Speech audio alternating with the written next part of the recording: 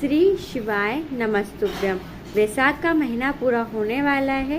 वैसे में सोमवार का दिन है, वैशाख का आखिरी सोमवार है, अंतिम सोमवार है। अगर आपने अभी तक वैशाख के महीने के उपाय नहीं किए हैं या फिर आपने अभी तक कोई भी उपाय नहीं किया है और आपकी मनोकामनाएं बहुत सारी है, पूरी नहीं हो रही है, तो आप अवश्य कीजिएगा, क्योंकि वैशाख के महीने में सोमवार के साथ साथ एकादशी भी पड़ रही है, यानी कि मोहिनी एकादशी। तो शुभ संयोग पड़ा है, विशेष संयोग पड़ा है। एकादशी, मोहिनी एकादशी, सोमवार का दिन, वैशाख का पावन महीना, ऐसे में कुछ विशेष उपाय आप जरूर कीजिएगा। चलिए वीडियो शुरुआत करते हैं। स्वागत है मोदिती ऑफिशियल चैनल पर। आप लोगों से निवेदन है, प्रार्थना है, रिक्वेस्ट है कि अगर आप लोगों ने अभी तक चैनल को सब्सक्राइब नहीं कर रखा है तो प्लीज़ चैनल को सब्सक्राइब कीजिएगा, क्योंकि इस चैनल को आपके सपोर्ट की बहुत ज़रूरत है।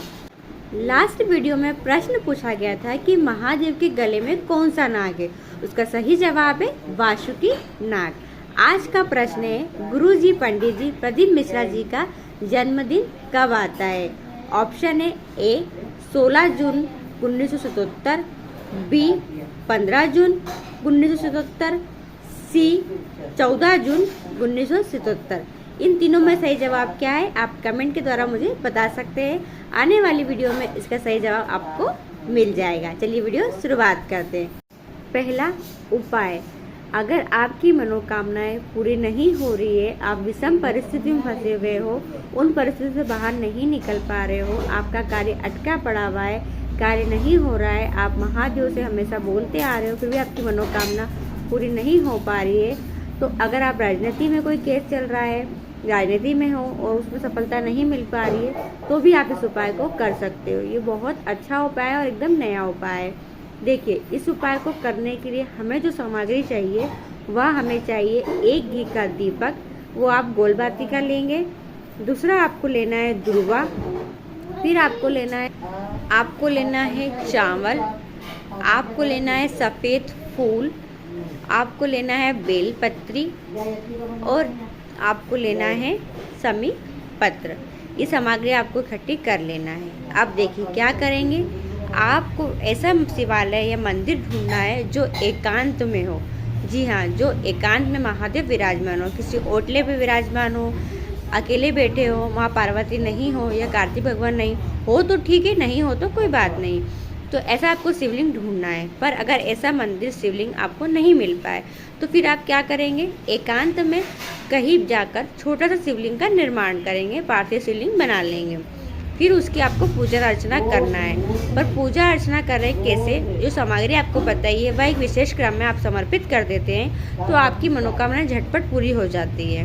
तो क्या करेंगे, वहाँ पहुँचकर अगर आपने पार्थिव शिवलिंग का निर्माण करना है तो पार्थिव शिवलिंग का निर्माण कर लेंगे। फिर आप लगाएंगे 1 घी का, आपको शुरुआत करना है 1 घी का दीपक प्रज्वलित करना है। घी का दीपक प्रज्वलित करने के बाद अब आपको सामग्री जो है 5 वस्तुएं जो है एक क्रम में चढ़ाना है। सबसे पहले शिवलिंग पर चढ़ाएंगे हम दुर्वा।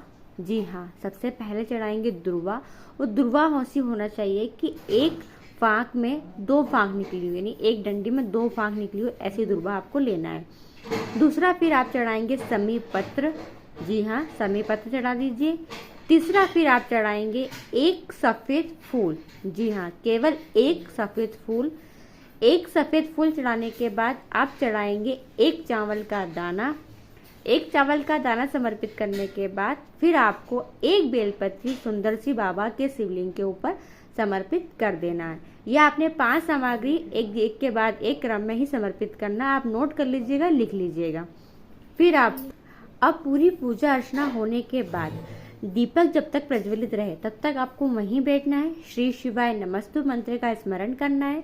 जब दीपक ठंडा हो जाए तब उसके बाद आपको 1 बेलपत्री जो आपने समर्पित की थी अपनी मनोकामना बोलकर उस बेलपत्री को उठाकर अपने घर की ओर ले आना है। पर ध्यान रखें, अगर आप पार्थिव शिवलिंग का निर्माण करके पूजन कर रहे हैं तो पार्थिव शिवलिंग का भी विसर्जन करने के बाद घर की ओर आए और बेलपत्री को अपने साथ अपनी मनोकामना बोलकर अपने साथ ले आए।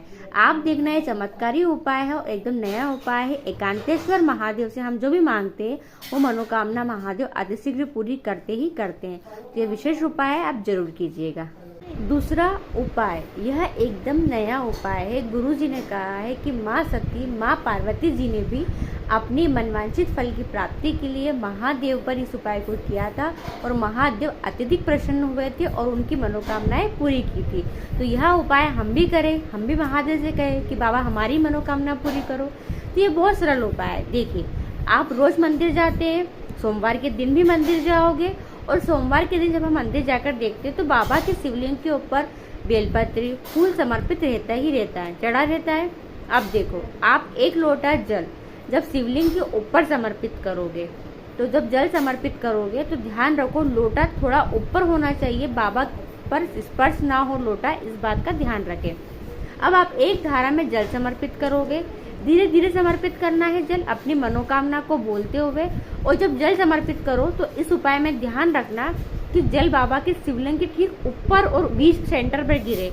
तो क्या रहेगा, जब सेंटर पर जल गिरेगा तो चारों तरफ, शिवलिंग के चारों तरफ जल फैलेगा, चारों तरफ जल फैलेगा तो वह जल माँ पार्वती के हस्तकमल तक पहुँचेगा और माँ पार्वती भी महादेव से अपनी आपकी मनोकामना पूरी करने के लिए कहेंगी। तो आपको जल समर्पित करना है, ठीक सेंटर के ऊपर जल समर्पित करना है ताकि शिवलिंग चारों तरफ से अच्छे से गीली हो सके। तो आप जल समर्पित करोगे तो शिवलिंग पे चढ़ा हुआ बेलपत्री फूल नीचे गिर जाएगा, जलाधारी पे गिरता ही है, मैं भी चढ़ाती हूँ तो मुझसे भी गिर जाता है नीचे। तो गुरुजी ने कहा है जब ऐसा हो तब आपको क्या करना है, जल समर्पित करने के बाद जो फूल पत्ती बेलपत्री जलाधारी पे गिर जाती है वो जलाधारी से उठाकर फिर आपको उसी बेलपत्री से उसी फूलों से बाबा का श्रृंगार कर देना है, बाबा को समर्पित कर देना है। बस इतना सहयोग करना है। फिर आप जो जल समर्पित करोगे जल बह के जाएगा, चरणोदय जो झेल कर लाते हो वो जरूर झेल कर लाना। झेल कर लाओगे तो माँ पार्वती भी महादेव से कहेगी कि माँ पार्वती कहेगी महादेव से कि बाबा रिद्धि सिद्धि साथ आप भी संग चलो इनके और इनकी मनोकामना को पूरी करो। तो यह मनवांछित फल की प्राप्ति का उपाय आप जरूर कीजिएगा। सोमवार के दिन आपके सारे मनोरथ अवश्य पूरे होंगे। तीसरा उपाय, अगर आपकी नौकरी नहीं लग पा रही है, सरकारी नौकरी के लिए ट्राई कर रहे हो, कोशिश कर रहे हो, या सरकारी नौकरी क्या प्राइवेट नौकरी भी नहीं लग पा रही है, आप बेरोजगार हो, आपको कहीं भी जॉब नहीं मिल पाती, आप इंटरव्यू देने जाते हो, ऐसा नहीं आप सक्षम हो, आपको आता भी सब कुछ, नॉलेज भी सब कुछ है, पर आप इंटरव्यू में पास नहीं कर पाते, अच्छी कंपनी में जॉब नहीं लग पा रही है, तो एकादशी के दिन इस उपाय को अवश्य कीजिएगा। क्या करेंगे, एक छोटे से लोटे में जल लेंगे, जी हाँ, लोटे में जल लीजिए और उस जल में आपको डालना है तुलसी की 11 पत्तियाँ, जी हाँ, पर ध्यान रखना इन 11 पत्तियों को, तुलसी की पत्तियों को एकादशी के दिन ना तोड़े, रविवार के दिन तुलसी का स्पर्श ना करें, तो शनिवार के दिन ही तुलसी आप तोड़ के रख लीजिएगा उपाय करने के लिए। तो 11 तुलसी की पत्ती आपको उस लोटे के अंदर डाल लेना है। अब इस जल को लेकर आपको जाना है आपके घर के आसपास जहाँ भी राधे कृष्ण का मंदिर हो, जी हाँ, राधे कृष्ण का मंदिर हो, वहाँ जाएंगे और इस कलश को राधा कृष्ण के चरणों के पास रख देंगे और ओम नमो भगवते वासुदेवाय या फिर श्री शिवाय नमस्तुभ्यम मंत्र का स्मरण करेंगे। 2 क्षण वहाँ बैठकर मंत्र का स्मरण कर लेंगे, फिर उस अपनी मनोकामना बोलेंगे, फिर उस कलश को उठा लेंगे, उस लोटे को उठा लीजिएगा। तुलसी की पत्ती और वो जल को आपको उस मंदिर के आसपास जो भी वृक्ष हो वहाँ पर समर्पित कर दीजिए, केवल बेलपत्री के वृक्ष को छोड़कर, क्योंकि बेलपत्री में ये वृक्ष में इसलिए मना कर रहा है गुरुजी ने क्योंकि उनमें तुलसी की पत्तियाँ रहेंगी और तुलसी की पत्तियाँ महादेव को नहीं चढ़ती है। तो आपको क्या करना है, उस जल को, तुलसी की पत्ते को पीपल का वृक्ष हो वहाँ समर्पित कर दे, आंवले का वृक्ष हो वहाँ समर्पित कर दे। फिर आप देखना आपकी नौकरी लगना तय ही है, आपकी सरकारी नौकरी हो चाहे प्राइवेट नौकरी हो, सफलता जरूर मिलेगी। चौथा उपाय, अगर विवाह नहीं हो रहा है, बहुत प्रयास कर लिया है, नहीं हो पा रहा है विवाह के योग नहीं बन पा रहे, रिश्ते आ रहे हैं और कुछ लोगों के रिश्ते भी नहीं आ पा रहे, उम्र बढ़ती जा रही है, आप परेशान से हो गए हो, तो आप इस उपाय को अवश्य कीजिएगा। केवल 1 लोटे जल से इस उपाय को करना है और महादेव आपकी मनोकामना पूरी करेंगे ही करेंगे। क्या करेंगे, देखिए, आप जल बाबा को रोज समर्पित करते हो, पर आपको जल चढ़ाने का तरीका बदलना है। वैशाख का महीना है और सोमवार का दिन है और एकादशी भी है।